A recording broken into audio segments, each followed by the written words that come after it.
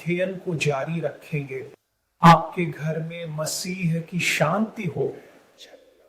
हम आखिरी बार इस बारे में बात कर रहे थे कि जब स्वर्गीय मंदिर में मसीह का आखिरी काम शुरू होगा तो पृथ्वी पर आने से पहले दूसरी बार धरती पर अपने वफादार और आज्ञाकारी लोगों को खोज रहे हैं।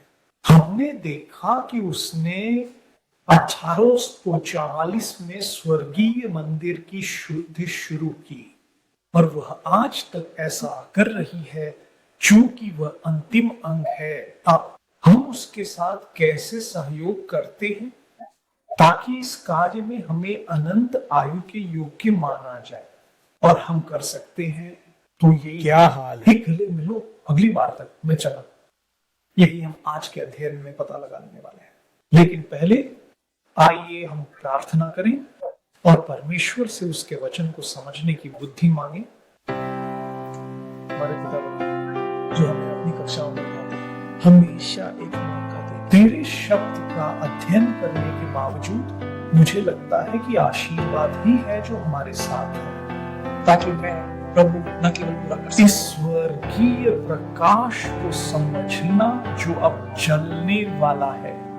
हमसे बात करते रहो, हमें आत्मा दो, हमें अपनी पवित्र शिक्षा समझाओ। हम यही मांगते हैं मसीह यीशु के नाम पर, आमीन। सबसे पहले हमें याद रखना चाहिए कि हिब्रू सैंक्चुअरी स्वर्ग की सैंक्चुअरी की एक प्रतिलिपि थी जो यह सुंदर है। छात्रों, यह हिब्रू की पुस्तक अध्याय 8 श्लोक 5 में लिखा है, ईमानदार दिल स्वर्ग में मसीह के कार्य को समझना ही काफी है, वह जो समय पर किया जाता है। तो चलिए देखते हैं जो प्रभु ने आज्ञा दी है उसके आधार पर लोगों को प्रायश्चित के दिन के समारोह के दौरान क्या करना चाहिए। इसलिए हम लेविटिकस की पुस्तक अध्याय 23 वचन 26 से पढ़ते हैं। देखिए, अलग अलग दिनों में 7वें महीने तो रुका विचार करता हूं। हाँ, मेरे पास ये हो इतने सारे बस इतना ही। और उसी दिन तुम मुझे ढूंढोगे जब तुम प्रभु को जलता हुआ भेंट चढ़ाओगे, क्योंकि मैं आपके लिए आपके भगवान के सामने प्रायश्चित के लिए सोचते हुए आया था। क्योंकि यहां हर आत्मा उसी दिन अगर नहीं भागे तो ये अपने लोगों की कुंजी होगी। ध्यान दें कि उस दिन जबकि मुख्य पुजारी वह मंदिर में पापों की शुद्धि की रस्म को अंजाम दे रहा था, बाहर के लोग आत्मनिरीक्षण कर रहे थे। किस लिए? उनके किसी पाप ने उस मार्ग के परिणाम को प्रभावित किया। इसी तरह सही 2 भोजन लागू कर रहे हैं स्वर्गीय संरक्षण के संदर्भ में। हम समझते हैं कि भगवान चाहते हैं कि आज देखिए हम ये आत्म परीक्षण कर रहे हैं, इसे पूरा कर रहे हैं।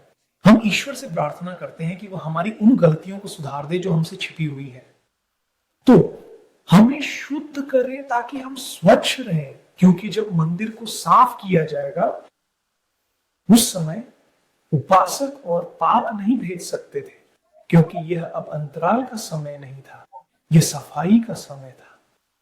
इसका मतलब है कि प्रतीकात्मक या विरोधी प्रतीकात्मक प्रायश्चित के दिन, आज के दिन जबकि यीशु शुद्धिकरण कर रहे हैं, हमारे जीवन में पाप का अंत होने के लिए एक काम होना चाहिए ताकि हम तुरंत प्रायश्चित और कबूलनामे की प्रार्थनाओं के माध्यम से पाप भेजना बंद कर दें। अब हम आगे बढ़ते हैं आयत 30 के सिलसिले में। आप देखेंगे कि यहाँ समय उसी दिन उन्होंने अगर मैं कोई काम करूं अब भी यहाँ मैं अपने लोगों के बीच में रहूंगा।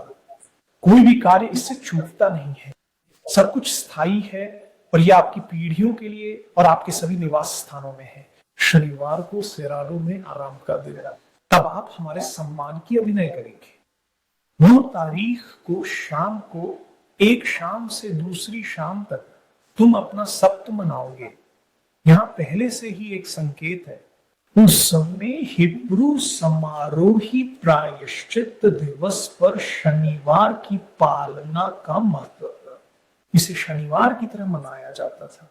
इससे यह भी पूर्वाभास होता था कि शनिवार की सच्चाई का पुण्य खोज किया जाएगा।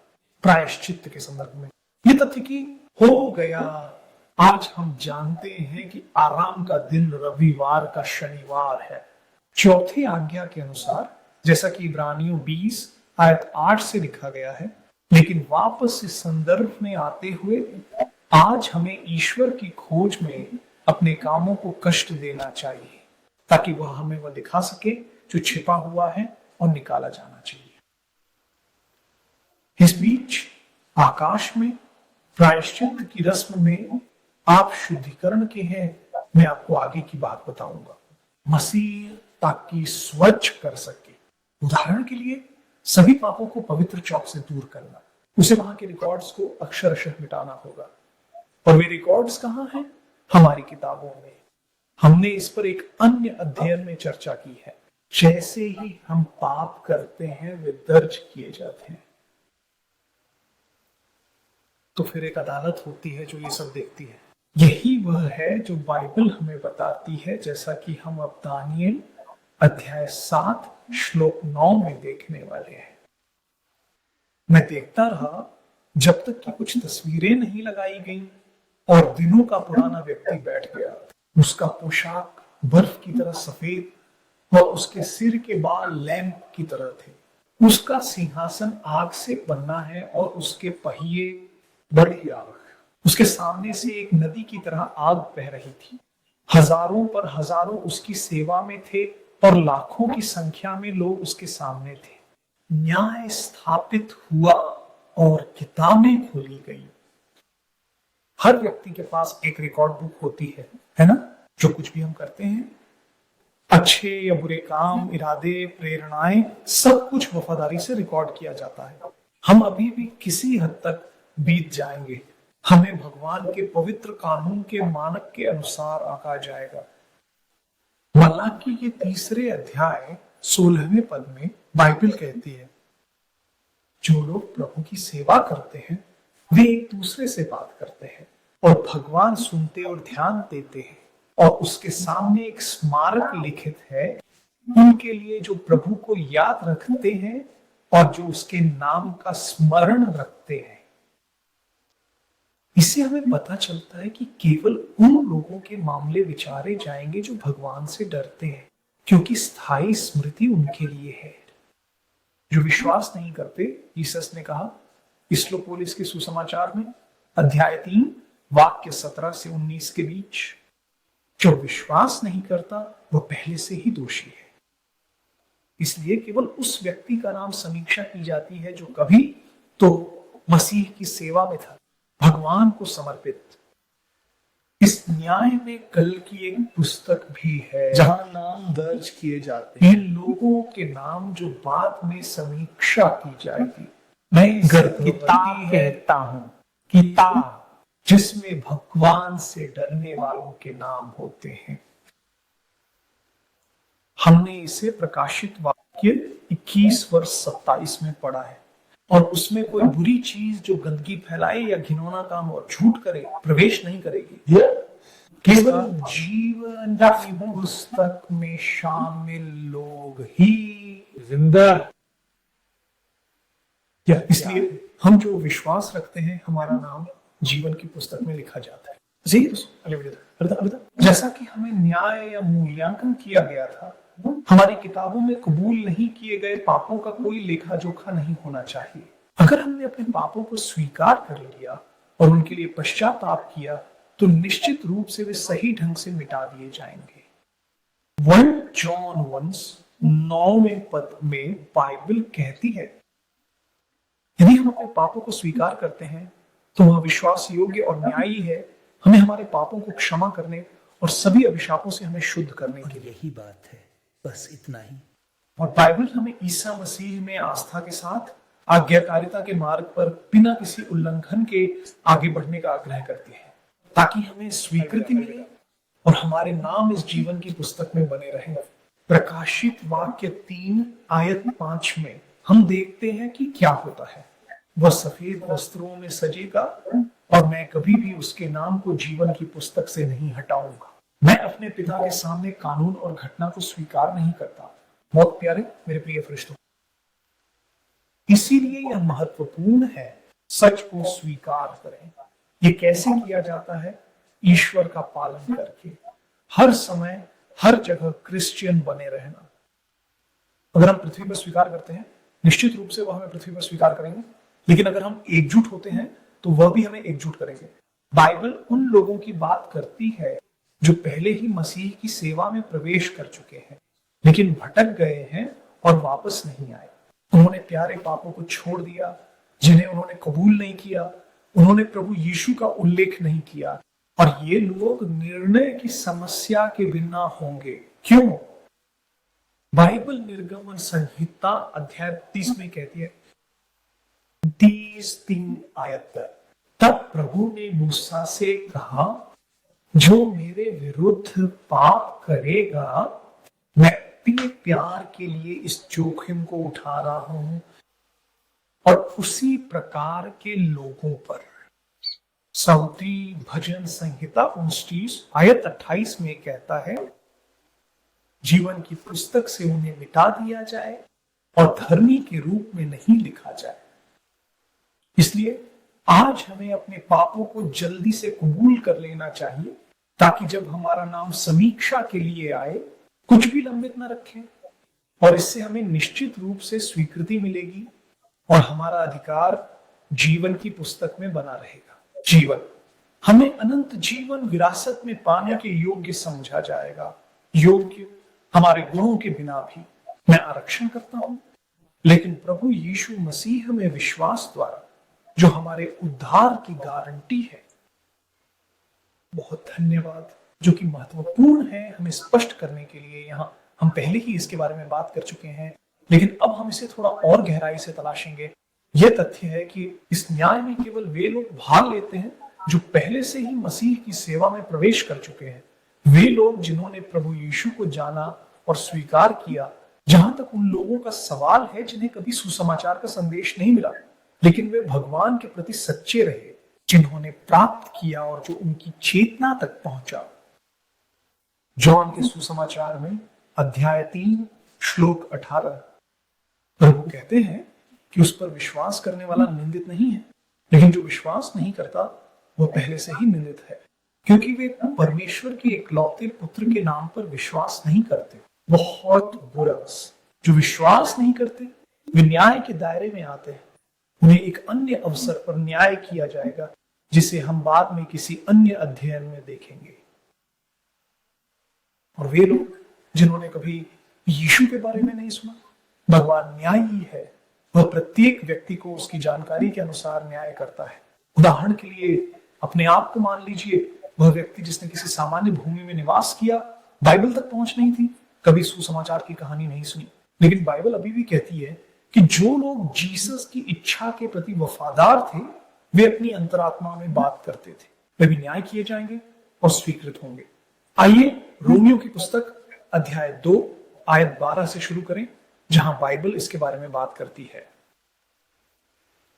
क्योंकि जो लोग बिना कानून के पाप करेंगे वे बिना कानून के ही नष्ट नहीं होंगे, और जो लोग कानून को जानते हैं और पाप करते हैं वे कानून द्वारा न्याय किए जाएंगे।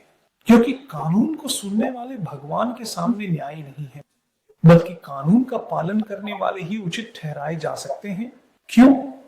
जब हम जो लोग कानून के बिना हैं वे स्वाभाविक रूप से कानून के कार्य करते हैं। उनके पास कानून न होने पर भी देखो वे कानून हैं जो उनके दिल में लिखे गए कानून के काम को दिखाते हैं। उनकी अंतरात्मा और विचार मिलकर गवाही देते हैं, चाहे वो आरोप लगाएं या बचाव करें। उस दिन जब भगवान मनुष्य के अधिकारों को प्रकट करेंगे। मेरे सुसमाचार के अनुसार यीशु मसीह के द्वारा न्याय के बिंदु का जिक्र यह तब है जब कहा जाता है कि उन्हें उनके विवेक के अनुसार न्याय किया जाएगा। विवेक की आवाज, विचार उन्हें दोषी ठहराएंगे या बचाव करेंगे। वे किस पर विश्वास करते हैं? मैं यहाँ एक आपत्ति भी जताना चाहूंगा। कोई सोच सकता है, ठीक है, अगर भगवान सब कुछ उस प्रकाश के अनुसार न्याय करेंगे जो हर किसी को मिला था, तो अधिक प्रकाश होने का क्या मतलब है? क्योंकि वह तोड़ना प्रकाश में नहीं आता है। यह रास्ता सही साबित हो रहा है क्योंकि वे पृथ्वी को अधिक प्रकाश प्राप्त करने का हर मौका उठाते हैं। बाइबल ये भी कहती है कि जो हानिकारक नहीं है वो प्रकाश से दूर हो जाता है। इसलिए अगर कोई प्रकाश से दूर हो जाता है तो उसे ज्ञान प्राप्त नहीं हो सकता। इसमें यह सबूत है कि उसमें दैवीय बीज नहीं है। बदलाव के लिए एक माध्यम होना आवश्यक है। क्या ईश्वर बदल सकते हैं? बिल्कुल कर सकते हैं। मसीह उस व्यक्ति के हृदय पर काम करेंगे। अगर वह विरोधी नहीं है तो उसे सहन किया जा सकता है। हमने थोड़ी देर पहले बात की थी कि आदिवासियों को इस न्याय में नहीं माना जाता है। वास्तव में बाइबल सिखाती है कि उनका मामला बाद में विचार किया जाता है। हम प्रकाशित वाक्य अध्याय 20 को खोलेंगे, 4 वर्ष, और इस पर चर्चा करें। हमें उनसे बचाया गया और हम उन पर बैठे जिन्हें न्याय करने की शक्ति दी गई थी। और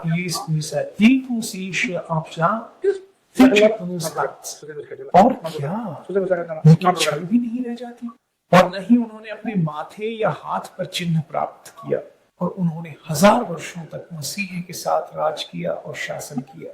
लेकिन बाकी मृतकों का पुनर्जीवन 1000 साल पूरे होने तक नहीं हुआ, और यह पहला विद्रोह है। धन्य और पवित्र है वह जिसका हिस्सा पहले पुनरुत्थान में है। इन पर दूसरी मृत्यु का कोई अधिकार नहीं है। हम भगवान और मसीह के पुजारी होंगे। वर्जिन मरांठाओ उसके साथ एकजुट हुआ। फिर मिलेंगे। सब ठीक है, शुभ है तो स्वर। क्या यीशु दूसरी बार पृथ्वी पर नहीं है? अपने लोगों से सर्वश्रेष्ठ को इकट्ठा करो और उन्हें अपने साथ ले जाओ। वहां पहुंचकर हम आराम से नहीं बैठेंगे, हमारे पास बहुत काम होगा। हम भारतीयों से लेकर स्वर्गदूतों तक का न्याय करेंगे, जैसा कि बाइबल सिखाती है। यहां तक कि ईसाइया की पुस्तक कहती है कि धर्मी का उत्तराधिकार उस दुष्ट का न्याय करना होगा जिसने यहां पृथ्वी पर उसे उत्पीड़ित किया या उसने आपको गलत तरीके से दोषी ठहराया। आइए यशायाह अध्याय 48 श्लोक 17 को खोलें। आपके लिए तैयार किया गया कोई भी हथियार सफल नहीं होगा, और हर वह जीभ जो न्याय में तुम्हारे विरुद्ध उठेगी तुम उसे दोषी ठहराओगे। यह प्रभु के सेवक की धरोहर है और यह मेरे द्वारा आने वाला उनका धर्म है, कहते हैं प्रभु। और पहले कुरिन्थियों अध्याय 6 तीसरी आयत में बाइबल कहती है, क्या तुम नहीं जानते कि स्वर्गदूतों का न्याय करना शर्म की बात है? इस जीवन से संबंधित रंगों का क्या कहना? इसलिए हम स्वर्ग में प्रभु यीशु के साथ बिताए गए उन 1000 वर्षों के दौरान भारतीयों और दुष्ट देवदूतों का न्याय करेंगे। उस समय दुष्ट लोग मृत, सोए हुए या कहने को मरे हुए होंगे। इंतजार कर रहे हैं अगले क्षण तक जहां उन पर जो निर्णय लिया गया था वह होगा, आखिरकार किया गया। अलविदा, मुझे माफ करना। ये हम आगे की अध्ययन में देखेंगे। यहाँ पर सिर्फ एक झलक है, एक बड़ी पप्पी और गले लगना, एक बिंदु जिससे आपको जिज्ञासा हो और आप मेरे तर्क को जारी रखने की खोज कर सकें। इसलिए हम इन 1000 वर्षों के दौरान अमीरों से लेकर गरीबों तक सभी का न्याय करेंगे, राक्षसों के बारे में, और वहां पर हर एक का फैसला सुनाया जाएगा। यह फैसला इन 1000 वर्षों के बाद पूरा किया जाएगा। उस समय के दौरान आदिवासी मरे हुए थे, जैसा कि हमने प्रकाशित वाक्य में पढ़ा। कहा गया है कि मृत अन्य मृतक नहीं जगे जब तक 1000 वर्ष पूरे नहीं हो गए। इसीलिए हम ये समझ सकते हैं कि अब जब यीशु ये काम कर रहे हैं, यह पवित्रता का काम, हम जो न्याय के अधीन हैं, वास्तव में बाइबल इसे स्पष्ट रूप से कहती है। प्रकाशित वाक्य अध्याय 14 श्लोक 7 में पृथ्वी के सभी लोगों के लिए एक संदेश भेजा गया है। बड़ी आवाज में कह रहे हैं, ईश्वर से डरो और उसे महिमा दो, क्योंकि उसके निर्णय का समय है और वे जो इस निर्णय से मंजूर किए जाएंगे वे पद 12 में वर्णित है, जो उनकी विशेषता प्रस्तुत करता है। एक विशेषता जो आप और मुझे भी रखनी चाहिए। यहां संतों की धैर्यता है। यहां वे हैं जो ईश्वर की आज्ञाओं का पालन करते हैं और विश्वास रखते हैं जीसस के बारे में, ये जानते हुए कि ये आखिर में एक दूसरे का अभिवादन करने वाले हैं जो भगवान के आदेशों का पालन करते हैं जीसस के सामने। क्या आप अपने जीवन में मसीह के कार्य में सहयोग करना चाहते हैं ताकि आपके पास ताकि आप डर के एक क्षण में पाए जा सके? यह यीशु में आस्था के माध्यम से संभव है। मसीह ये आप में कहते हैं, यदि आप एक दयालु व्यक्ति हैं और अगर यही स्थिति है तो अस्तित्व इच्छा है, मैं आपके लिए प्रार्थना करना चाहता हूं। क्या हम काम खत्म करें? हमें फॉलो करें। अलविदा। धन्यवाद, क्योंकि आपके पास एक अद्भुत सत्य है और वह मुक्ति है। हमें पढ़ाई करनी चाहिए कि प्रभु ने मुक्ति को कुछ शर्तों के अधीन प्रदान किया है। इन शर्तों के होने के नाते जो न्याय संगत और कीमती है, सच्चाई की तुम्हारे और तुम्हारे राज्य को वापसी, तुम्हारी हार के प्रति सजगता, हमारे सपनों के अधीन, और ये भगवान का शुक्र है कि वह गुजर गया। कर दो। आइए हम आज्ञाकारी रहे। प्रभु यीशु हमारी स्थितियों में कार्य करें। हम यहाँ प्रभु के सम्मुख अपने विश्वास को प्रस्तुत कर रहे हैं। मुझे मिशन महसूस नहीं हुआ। तालियों की एक बौछार से सिग्नल को प्रतिक्रिया देने के लिए चलिए ताली बजाते हैं। नमस्ते मोहन सिंह, एक चुंबन और गले लगना। धन्यवाद। हम मसीह यीशु के नाम पर ये आशीर्वाद मांगते हैं, आमीन। हम अपने अध्ययन के अंत में पहुंच गए हैं।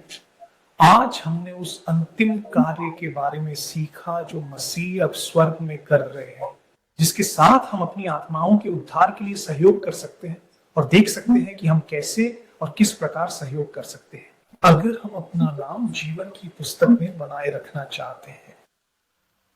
लेकिन हम जानते हैं कि हमारे पास एक दुश्मन है जो नहीं मानता, जो हमारे अनंत हितों के खिलाफ काम करेगा। ये हमें धोखा देने और इस सही पथ से भटकाने की कोशिश करेगा जो स्वर्ग ने हमें दिखाया है। इस कारण से हमारे पास एक अगला अध्ययन आरक्षित है ताकि हम पहचान सकें कि उसकी क्या रणनीति है और हमें इससे बहकने ना दे। मैं आपको आमंत्रित तो बातचीत जारी रहती है अगले अध्ययन तक। शत्रु की रणनीति क्या है, इसे जानने के लिए, इससे बचने और मोक्ष के सही मार्ग पर बने रहने के लिए भगवान आपका भला करे और अगली बार तक